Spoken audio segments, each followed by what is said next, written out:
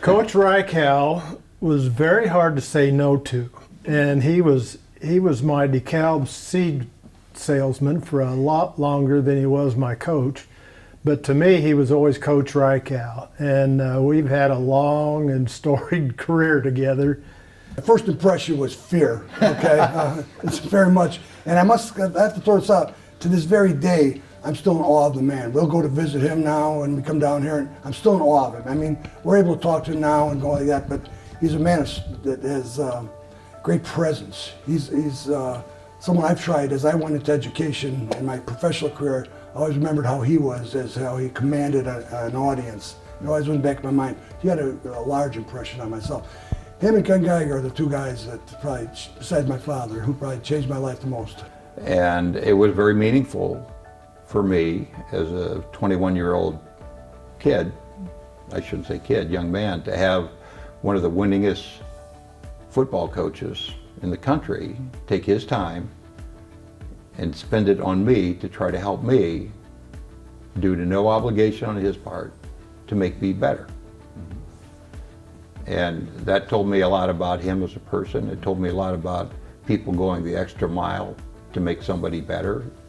And it was a great lesson. Well, I mean, that was special because a lot of the people that played on that 72 team, he had recruited from Monmouth College. So it was special to have him here. And it was unique because he brought his style and his flair to the coaching staff. He prepared the scouting reports, and the scouting reports were always entertaining. Same as Paul. I'm from Cicero and had the Ken Geiger connection, and they were not standing in line. We were not. It was a working class neighborhood. They weren't standing in line looking for people to go to college there. So there wasn't a whole lot of us, but he saw something in us that maybe we could go on here because he had played here. Mm-hmm. So it was very special to me. He was a very special man. He probably changed the arc of my life in many ways. I had parents that you graduate high school because you'll be a foreman at the factory, you know, that type of thing. So he was a very special man. The contingent of us from Morton East and Cicero, he changed a lot of our lives.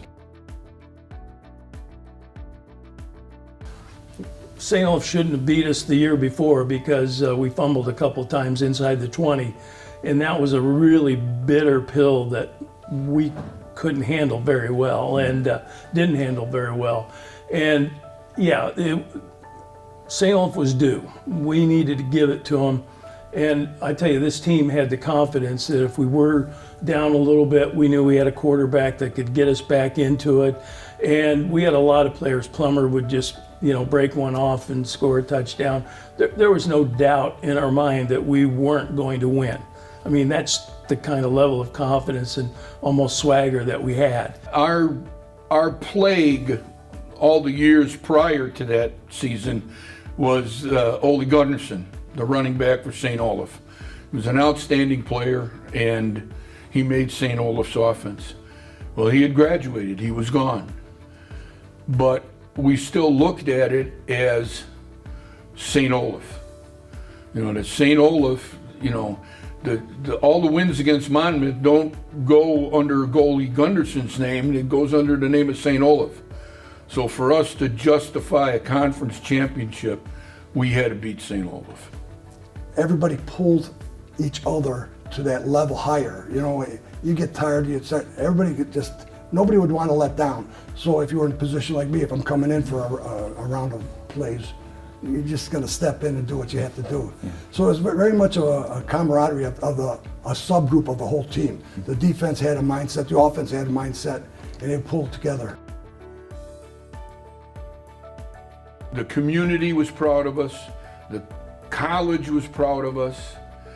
Our parents, our coaches, and the camaraderie that we had on that team at that time was just something special. Mm-hmm.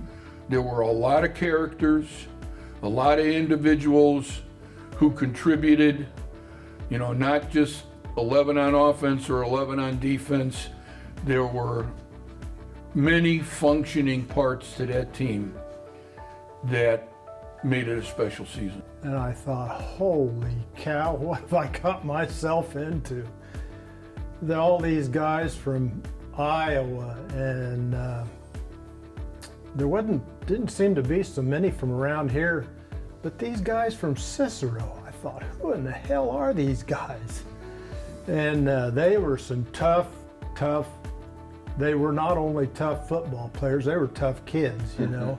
We had people who had transferred from bigger schools down to us who had no attitude at all. I mean, they might have been at Illinois State or something like that, and they were just one of the 11 out there. I think I would be doing a disservice to that defense to say somebody was the captain and making the calls. I think everybody had their chance in the sun, and they all did it. These guys were so much better than I was. I was just lucky to be in their company, you know. Dennis Plummer, he just amazed me, you know. He was so good, and he's such a smart person, you know. I got to know Dennis pretty well. And Al Shepard, kid from Knoxville. I got to know him real well. And Ron Baker, my gosh, I was a senior when Ron was a freshman, and holy cow, why on earth would you ever hand the ball to me when you got him standing right behind me? He was just a horse of a player. Bob Trombetta would block like this. And his thing was to have his arms out and he'd grab the jersey if you hold somebody for 1 second and break their momentum and they stop and have to restart, play's gone. And Bob would laugh, and I don't know if he ever did get caught, but he was a master.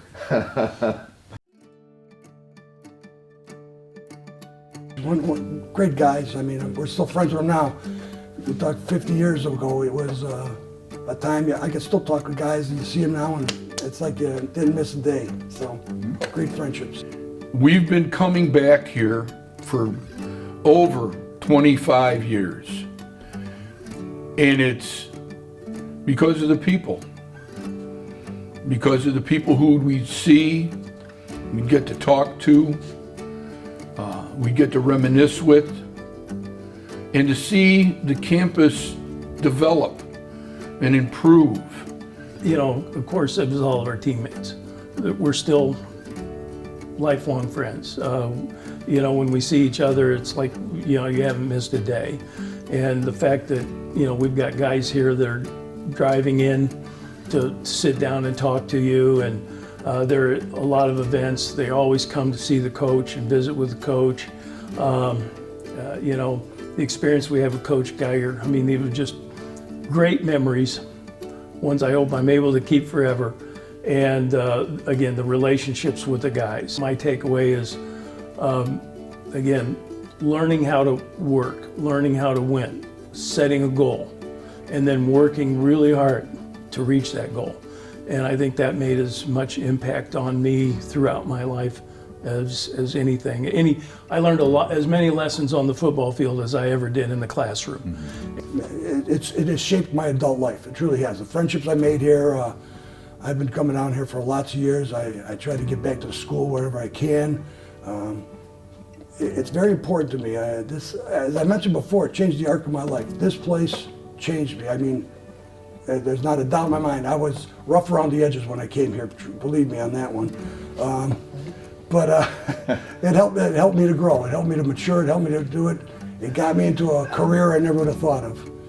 So those guys might know I was a little rough, okay? But this place is very special to me. It changed my life. We worked hard and long, and we liked the winning side of it, and those lessons you take forever about hard work and commitment and leadership, and those qualities you use in different ways throughout your life in any industry. And those things can't be taught in a classroom. And I don't care if it's football or golf or basketball or baseball. Those are very important lessons to learn in life, that you don't ever quit. You have a bad day, you say, okay, it's a bad day, I'm going to have a good day tomorrow. and you keep pushing forward. And the guys like Reichel, that they just, you're very fortunate as a person if you've ever had a coach in any sport at any time that can help you with those lessons that you carry forward with you, that you were lucky. And to this day, I think I owe him a lot. They brought success to our football team, to our record, to that was the epitome of success. We've